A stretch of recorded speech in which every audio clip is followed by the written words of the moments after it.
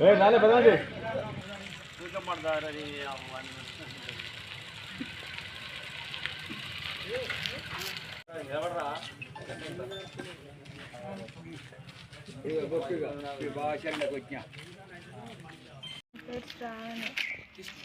పేరు శ్రీకాంత్. పెళ్ళి చేసుకొని 2 సంవత్సరాలు వదిలేసిండు. కట్నం తీసుకొని సరిపోవట్లేదు, నాకు ఇంకెక్కువ కట్నం కావాలని వేధిస్తుంది. నా పెళ్ళి 2 సంవత్సరాలు అయితే వాళ్ళ ఇంట్లో ఉన్నది నేను 2 మంత్స్ మాత్రమే. ఆ 2 మంత్స్కి నాన్న టార్చర్ పెట్టారు. కట్నం తీసుకొస్తే ఇంట్లో ఉండి, లేకపోతే లేదని చెప్పారు. ఆయన కట్నం ముందే ఇచ్చేసారు అంటే, లేదు మాకు ఇంకెక్కువ కట్నం కావాలి, మాకు ల్యాండ్లు కావాలి, మనీ కావాలి, నీకు ఏది అవసరం ఉన్నా సరే మీ అమ్మ నాన్నని అడుక్కో, నన్ను అడగొద్దు, ఎవరిని అడగొద్దు. నేను ఇష్టంతో పెళ్లి చేసుకోలేదు, డబ్బుల కోసమే పెళ్లి చేసుకున్నా. మా అమ్మ నాన్న చెప్తేనే తాళి కట్టిన. అట్లా మా ఇంటి రోడ్డు మీద వదిలేసిపోతే నేను మా ఇంటికి వెళ్ళి పెద్ద మనుషులతో ఫోన్ చేయించినా కూడా హైదరాబాద్లో ల్యాండ్ కొనిస్తేనే తీసుకెళ్తా, లేకపోతే లేదు, ఎవరికైనా చెప్పుకోండి, ఏమైనా వేసుకొని నేనైతే తీసుకెళ్ళాను అని చెప్పి వదిలేసిండు మా ఇంట్లోనే. నా వల్ల మా నాన్నకి హెల్త్ అప్సెట్ అయింది. టెన్షన్ పెట్టుకొని బ్రెయిన్ స్ట్రోక్ వచ్చింది మా నాన్నకి. మా నాన్న హాస్పిటల్లో ఉన్నాడు. 2 మంత్స్ ఉన్నాడు మా నాన్న హాస్పిటల్ నుంచి ఇంటికి వచ్చిన తర్వాత మా నాన్న టెన్షన్ పెట్టుకున్నాడు అని ఆయన మా అత్తగారింటికి నేను వెళ్తా అని నేను వెళ్ళిన. మా అత్త వాళ్ళ ఇంటికి వెళ్తే, నువ్వు ఎందుకు వచ్చినావు, ఎట్లా వచ్చినావు, డౌరీ తీసుకురాకుండా ఎందుకు వచ్చినావు, నువ్వు ఎట్లా వస్తావు, పెద్ద మనుషులు తీసుకొని రావా, నువ్వు ఎందుకు వచ్చినావు అసలు అని నన్ను కొట్టింది, చంపాలని చూసింది. అటెంటివ్ మర్డర్, మా అత్త అటెంటివ్ మర్డర్ కింద చేసింది. నైఫ్స్ పక్క పెట్టుకుంది, నైఫ్స్ పట్టుకుంది, కత్తి పట్టుకుంది, కొడవలు పట్టుకుంది, అన్నీ పట్టుకుంది. నేను పక్క వాళ్ళని రిక్వెస్ట్ చేస్తే మా తమ్ముడు నెంబర్ ఇస్తే మా తమ్ముడు ఫోన్ చేసాడు.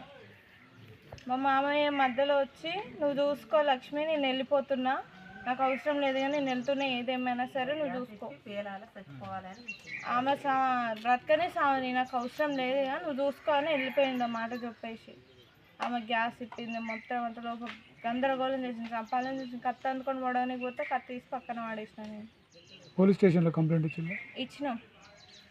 కొట్టిందంటే పక్కన వాళ్ళని రిక్వెస్ట్ చేస్తే మా తమ్ముడు కాల్ చేసి, మా తమ్ముడు వచ్చి డోర్ తీయమంటే నేను తీయను, డోర్ ఎందుకు తీయాలి, బయట కాపలా పెట్టింది.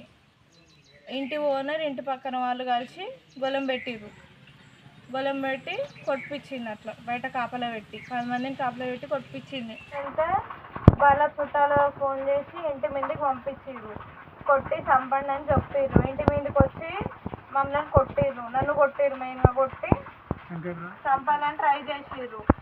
గొంత మీద కాలేసి తొక్కిర్రు,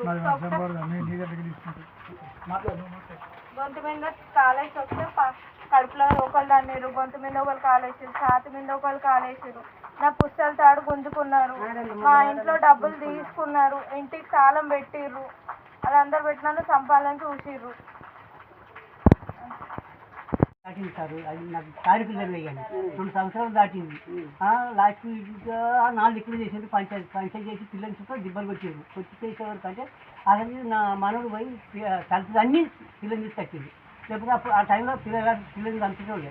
అయితే తండ్రి కొడుకు బయటనే ఉన్నారు, వాళ్ళు ఉండి చుట్టూ ఏం మాట్లాడలేదు. మాట్లాడకపోతే సరే మంచి తీసుకొస్తున్నాగా పెట్టి అన్ని ఇక్కడ 10 దిక్కులు పెట్టినా కూడా నాకు తీసుకొని వస్తాను, తప్పలేకపోతే దర్శించాను, తప్పలేక వెళ్ళిపోతాను. వచ్చిన 100 మంది వీళ్ళే ఖర్చు. వాడు 45 తీసుకొని వస్తాను పంచాయతీ పెట్టగానే. మా కొడుకు ఏం చెప్తాను, 10 మందిని తీసుకున్నాం, మన 20 మందిని తీసుకొని వస్తాను. ఈ మంది ఖర్చు అంతా ఈ నుంచి ఇచ్చిపెట్టిపోతాను, అవి తిరగడతాను. ఇట్లా తప్పించుకొని అసలు దొరికించుకొని చుట్టాలను దొరికించుకొని మరిని తీసుకుంటే గడువు పెట్టుకున్నారు. పంచాయతీ చేసి 2 సార్లు చేస్తే తప్పించి రాక పోలీస్ స్టేషన్కి వచ్చినాం. రంగచేలు పోలీస్ స్టేషన్కి వచ్చినాక ఆడ తీర్పు చేసిండు పెద్ద మనుషులు. ఏంటో పిల్లకి పాలభాయం ఉంది, నీ భూమి నీకే ఉంటుంది కానీ 2 ఎకరాలు పిల్ల పేరు మీద రిజిస్ట్రేషన్ చేసిన తర్వాత భూమి నీ దగ్గర ఉంటుంది, నువ్వు దాచుకుంటే పిల్ల నీ దగ్గర ఉంటుంది అని చెప్పి చెప్పి 6 రోజులు టైం. ఇది తప్పితే మాత్రం నీకు చాలా మోసం జరుగుతుంది. పెద్ద మనుషులు చెప్పినట్టుగా మళ్ళీ నువ్వు దేవుడు అంటే ఎట్లా అంటే ఎవరు ఎట్లా చెప్తే అట్లా కట్టాలని చెప్పాను. చెప్పింది ఇక్కడనే ఉంటాము. ఏదో ఉంటే మాకు ఫిర్యాదు అయితే మేము రమ్మని ఫోన్ చేస్తాను. వెంకటేష్ వచ్చి వీళ్ళతో ఏదైనా మా షెడ్ చేసుకో, మాట్లాడుకో, ఈ కూడా నుంచి మాట్లాడమంటే రేపు వస్తానంటాడు వస్తానంటాడు వస్తుంది 3 రోజుల కంటే అట్లే వాళ్ళు అట్లే ఉంటారు వీళ్ళు ఇట్లే ఉంటారు పొడిచేది కూడా సార్తో కూడా మనం పోయి మాట్లాడుతాం రావడం మరి అన్ని చేస్తున్నాం ఆడికైనా అన్ను అటెండ్ కమ్మని కూడా అన్నాం అక్కడ నువ్వు ఉన్నట్టు మేము అందరం పెద్ద మాత్రం వస్తాం అన్న సార్తో కూర్చొని మాట్లాడాలంటే ఆడికి రాలేదు